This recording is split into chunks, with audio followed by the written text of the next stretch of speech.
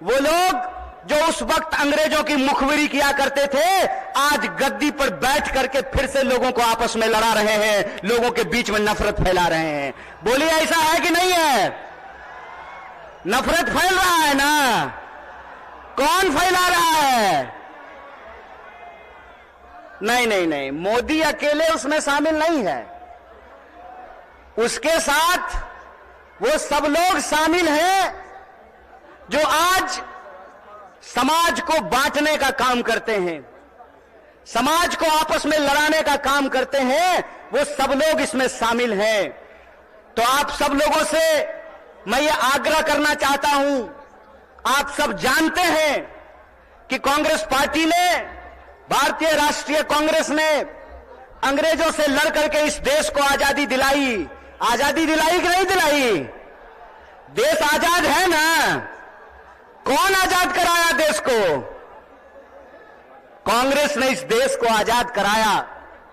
और आज एक बार फिर से जब देश में नफरत फैल रही है, उस नफरत के खिलाफ हमारे नेता श्री राहुल गांधी ने कन्याकुमारी से लेकर के कश्मीर तक पैदल चले वो, और उन्होंने कहा कि डरने की जरूरत नहीं है, डरो मत। इस समाज के भीतर जो न्याय है, लोगों का जो हक है, उसके लिए आपको संघर्ष करना पड़ेगा, उसके लिए आपको लड़ाई करनी पड़ेगी। राहुल जी ने कहा कि अगर देश में नफरत फैल रही है तो हमको मोहब्बत की आवाज को बुलंद करना पड़ेगा। और कन्याकुमारी से लेकर के कश्मीर तक उन्होंने भारत जोड़ो यात्रा की, भारत जोड़ो पद यात्रा की। जब भारत जोड़ो पद यात्रा हो गई, तब यह प्रश्न हमारे सामने था कि कौन सी ऐसी चीजें हैं जिससे यह देश ताकतवर बनेगा, इस देश को शक्ति मिलेगी। और यह जो आजकल रोजगार विहीन समझते हैं ना? रोजगार विहीन का मतलब यह है कि गृह मंत्री का बेटा बीसीसीआई का सेक्रेटरी बन जाएगा और आपके बाल बच्चा को कुछ नहीं मिलेगा। समझते हैं ना रोजगार विहीन विकास का मतलब? यह जो रोजगार विहीन विकास है, इस रोजगार विहीन विकास में इस देश के जो आम आवाम हैं, उनके बच्चों का, उनके जीवन यापन का मुद्दा कैसे हल होगा। इसीलिए यह बात कांग्रेस पार्टी ने उठाई कि समाज के हर तबके को भागीदारी देना पड़ेगा। और भागीदारी देने के लिए यह जरूरी है कि हमको देखना पड़ेगा कि समाज की रीढ़ किनको माना जाता है, देश का रीढ़ किसको माना जाता है। आप सब जानते हैं कि भारत दुनिया का सबसे युवा राष्ट्र है, भारत सबसे युवा राष्ट्र है। लेकिन इस देश के युवाओं के साथ अभी यह हो रहा है कि आप पढ़ाई करते हैं, दिन रात तैयारी करते हैं, लेकिन जब नौकरी की बारी आती है तो नौकरी नहीं मिलता है। जब एग्जाम होता है तो प्रश्न पत्र लीक हो जाता है और पैसा लेकर के, घूस लेकर के सीट बेच दिया जाता है। बोलिए, युवाओं के साथ बेईमानी हो रही है कि नहीं हो रही है? चूंकि हमारे माँ बाप किसान हैं, चूंकि हमारे माँ बाप शिक्षक हैं, हमारे माँ बाप साधारण परिवार के लोग हैं, साधारण इनकम के लोग हैं, तो हमारे भविष्य के बारे में कोई नहीं सोचता है। बताइए, नेता का बेटा नेता बनेगा, मंत्री का बेटा मंत्री बनेगा, डीएम साहब का बेटा डीएम बनेगा, डॉक्टर साहब का बेटा डॉक्टर बनेगा, लेकिन किसान का बच्चा किसान नहीं बनना चाहता है। बोलिए, किसान का बच्चा किसान बनना चाहता है? क्यों नहीं बनना चाहता है? इसलिए नहीं बनना चाहता है कि इस देश की हकीकत यह है कि हर घंटे 2 किसान आत्महत्या करते हैं, हर घंटे एक नौजवान आत्महत्या करता है, हर मिनट किसी महिला के साथ कोई ना कोई अपराध होता है। आए दिन हमको यह सुनने को मिलता है कि जो शोषित पीड़ित वर्ग के लोग हैं, उनके ऊपर लगातार हमले होते हैं, उनका अधिकार छीना जाता है। देश की इस परिस्थिति को देखते हुए, जब बेरोजगारी 45 साल में सबसे ज्यादा है, महंगाई आसमान छू रहा है, आप लोगों को याद था ना पहले पेट्रोल कितना में मिलता था? पहले पेट्रोल कितना में मिलता था? 50 रुपया में। अब कितना में मिलता है? 100 रुपया में। महंगाई बढ़ी है कि नहीं बढ़ी है? सरसों का तेल पहले कितना में मिलता था? 80 रुपए किलो। अब कैसे मिलता है? 200 रुपये किलो। बोलिए महंगाई बढ़ी है कि नहीं बढ़ी है? जिस तरह से महंगाई बढ़ रही है, किसानों की आत्महत्या हो रही है, जवानों की आत्महत्या हो रही है, महिलाओं के ऊपर अत्याचार हो रहा है, बेकारी 45 साल में सबसे ज्यादा है, तब इस देश के नौजवानों को, बिहार के नौजवानों को यह सोचना पड़ेगा कि उनका भविष्य क्या है। आप सोचिए कि अगर इस देश के नेता चाहते हैं कि उनके बाल बच्चों का भविष्य बना रहे, तो इस देश के किसानों को, इस देश के गरीबों को भी यह सोचना पड़ेगा कि उनके बाल बच्चों का भविष्य कैसे बना रहेगा। इसीलिए इस देश की परिस्थिति को देखते हुए हमारी पार्टी भारतीय राष्ट्रीय कांग्रेस ने और हमारे नेता राहुल गांधी ने यह तय किया है कि हम भारत जोड़ो न्याय यात्रा की शुरुआत करेंगे।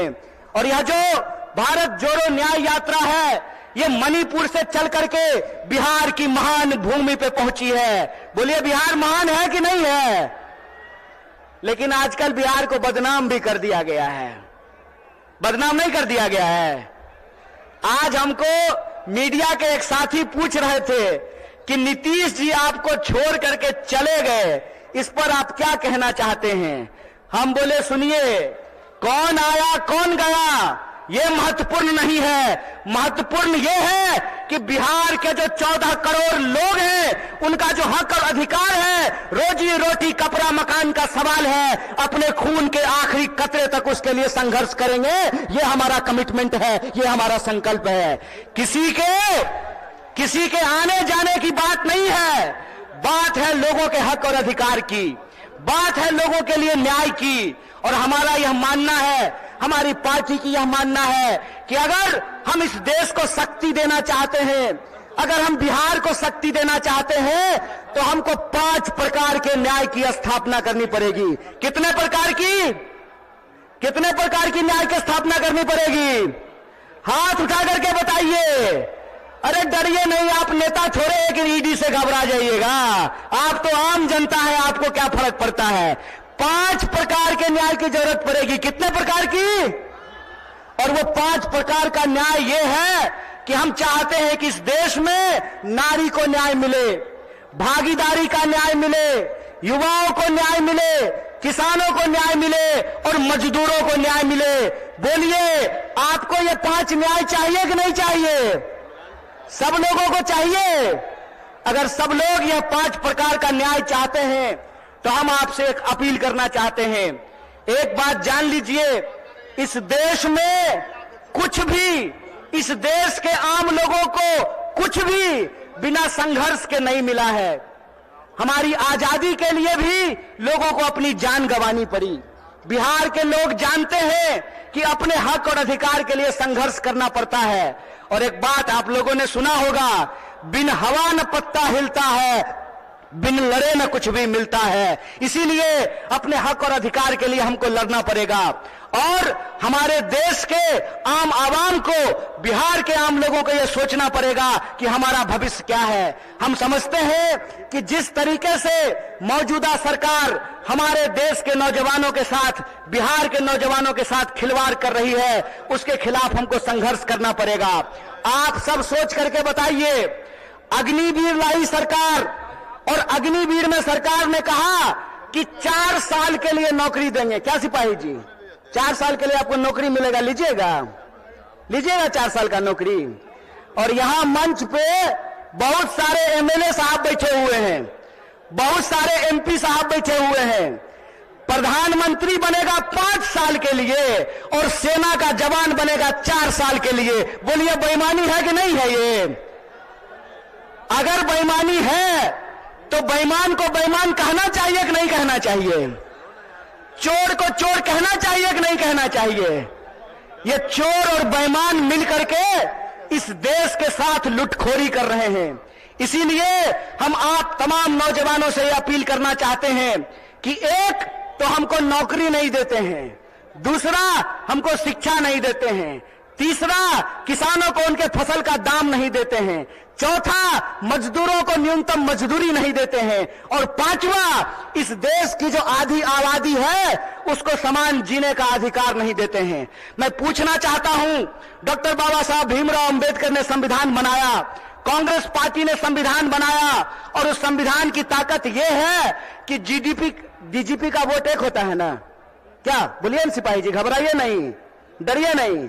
डीजीपी का वोट एक होता है ना, और आपका भी वोट एक होता है, मुख्यमंत्री का भी वोट एक होता है, और रिक्शा चलाने वाले का भी वोट एक होता है, जूता सिलने वाले का भी वोट एक होता है। यह जो वोट का अधिकार है, इस वोट के अधिकार का हमको इस्तेमाल करना पड़ेगा।